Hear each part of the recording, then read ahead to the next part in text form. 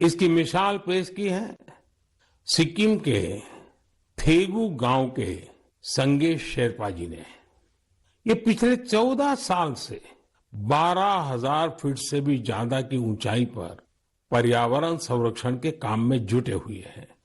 संगे जी ने सांस्कृतिक और पौराणिक महत्व का सोमगो लेक, उसे स्वच्छ रखने का बीड़ा उठा लिया है। अपने अथक प्रयासों से उन्होंने इस ग्लेशियर लेक का रंग रूप ही बदल डाला है। साल 2008 में संगे शेरपा जी ने जब स्वच्छता का यह अभियान शुरू किया था, तब उन्हें कई मुश्किलों का सामना करना पड़ा, लेकिन देखते ही देखते उनके इस नेक कार्यों में युवाओं और ग्रामीणों के साथ ही पंचायत का भी भरपूर सहयोग मिलने लगा। आज आप अगर सोमगो लेक को देखने जाएंगे तो वहां चारों ओर आपको बड़े बड़े गार्बेज बिन्स मिलेंगे। अब यहां जमा हुए कूड़े कचरे को रिसाइकलिंग के लिए भेजा जाता है। यहां आने वाले पर्यटकों को कपड़े से बने गार्बेज बैग भी दिए जाते हैं ताकि कूड़ा कचरा इधर उधर न फेंके। अब बेहद साफ सुथरी हो चुकी इस झील को देखने हर साल करीब 5 लाख पर्यटक यहां पहुंचते हैं। सोमगो लेक के संरक्षण के इस अनूठे प्रयास के लिए संगे शेरपा जी को कई संस्थाओं ने सम्मानित भी किया है। ऐसी ही कोशिशों के बदौलत आज सिक्किम की गिनती भारत के सबसे स्वच्छ राज्यों में होती है। मैं संगे शेरपा जी और उनके साथियों के साथ साथ देश भर में पर्यावरण संरक्षण के नेक प्रयास में जुटे लोगों की भी हृदय से प्रशंसा करता हूं। साथियों, मुझे खुशी है कि स्वच्छ भारत मिशन आज हर भारतीय के मन में रच बस चुका है। साल 2014 में इस जन आंदोलन के शुरू होने के साथ ही इसे नई ऊंचाइयों पर ले जाने के लिए लोगों ने कई अनूठे प्रयास किए हैं। और ये प्रयास सिर्फ समाज के भीतर ही नहीं, बल्कि सरकार के भीतर भी हो रहे हैं। लगातार इन प्रयासों का परिणाम ये है, कूड़ा कचरा हटने के कारण, बिन जरूरी सामान हटने के कारण दफ्तरों में काफी जगह खुल जाती है, नया स्पेस मिल जाता है। पहले जगह के अभाव में दूर दूर किराए पर दफ्तर रखने पड़ते थे। इन दिनों ये साफ सफाई के कारण इतनी जगह मिल रही है कि अब एक ही स्थान पर सारे दफ्तर बैठ रहे हैं।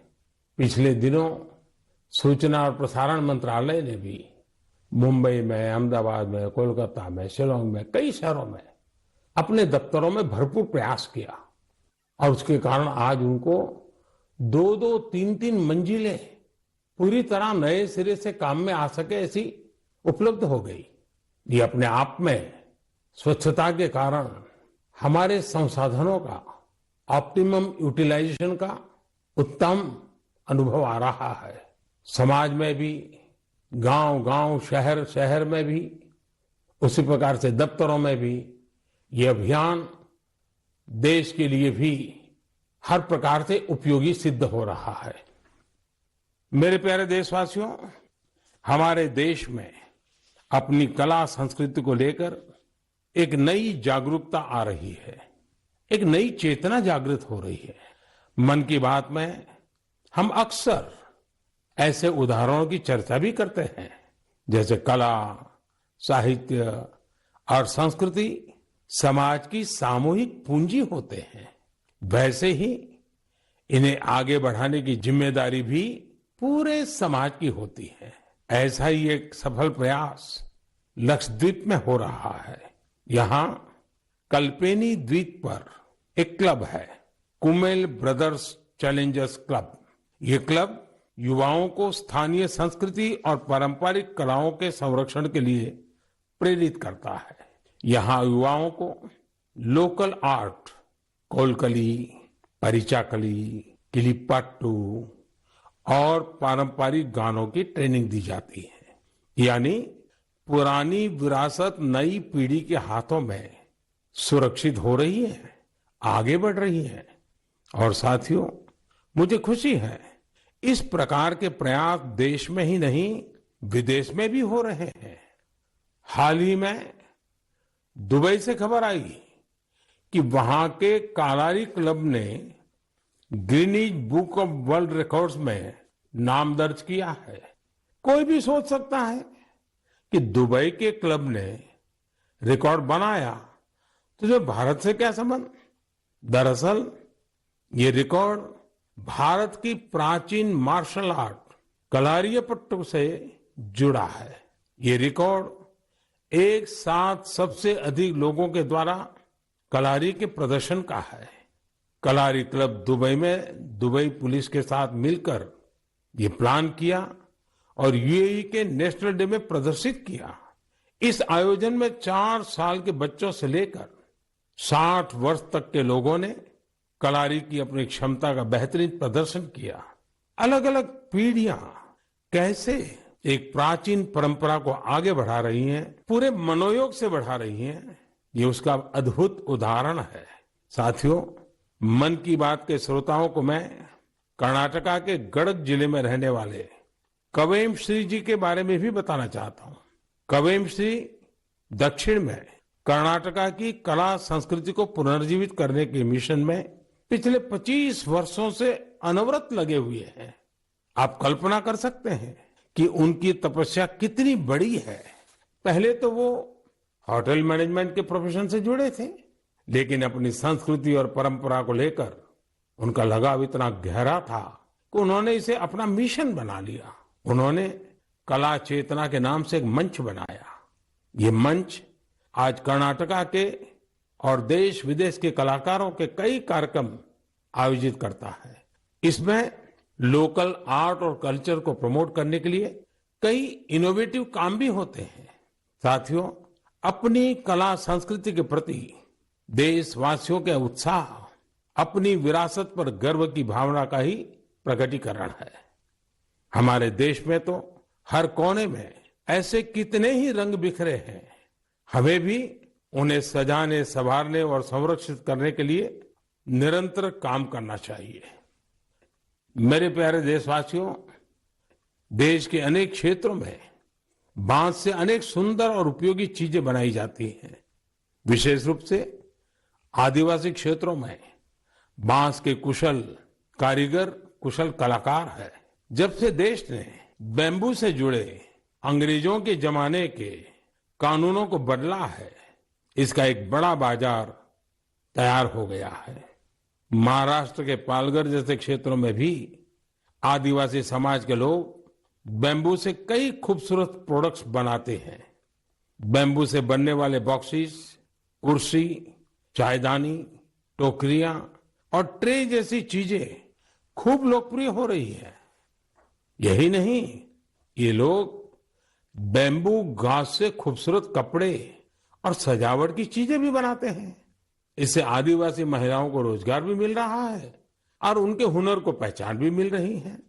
साथियों, कर्नाटका के एक दंपति सुपारी के रेशे से बनी कई यूनिक प्रोडक्ट्स इंटरनेशनल मार्केट तक पहुंचा रहे हैं। कर्नाटका में शिवमोगा में ये दंपति हैं, श्रीमान सुरेश और उनकी पत्नी श्रीमती मैथिली। ये लोग सुपारी के रेशे से ट्रे, प्लेट और हैंडबैग से लेकर कई डेकोरेटिव चीजें बना रहे हैं। इसी रेशे से बनी चप्पलें भी आज खूब पसंद की जा रही हैं।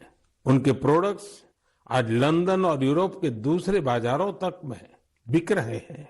यही तो हमारे प्राकृतिक संसाधनों और पारंपरिक हुनर की खूबी है, जो सबको पसंद आ रही है।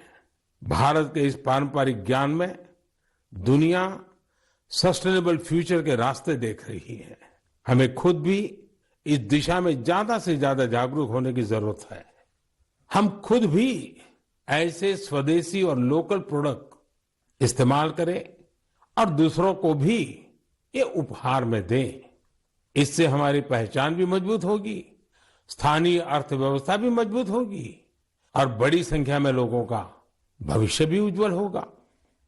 मेरे प्यारे देशवासियों, अब हम धीरे धीरे मन की बात के 100वें एपिसोड के अभूतपूर्व पड़ाव की ओर बढ़ रहे हैं। मुझे कई देशवासियों के पत्र मिले हैं जिनमें उन्होंने 100वें एपिसोड के बारे में बड़ी जिज्ञासा प्रकट की है। 100वें एपिसोड में हम क्या बात करें, उसे कैसे खास बनाएं, इसके लिए आप मुझे अपने सुझाव भेजेंगे तो मुझे बहुत अच्छा लगेगा। अगली बार हम वर्ष 2023 में मिलेंगे। मैं आप सभी को वर्ष 2023 की शुभकामनाएं देता हूं। ये वर्ष भी देश के लिए खास रहे, देश नई ऊंचाइयों को छूता रहे। हमें मिलकर के संकल्प भी लेना है, साकार भी करना है। इस समय बहुत से लोग छुट्टियों के मूड में भी हैं।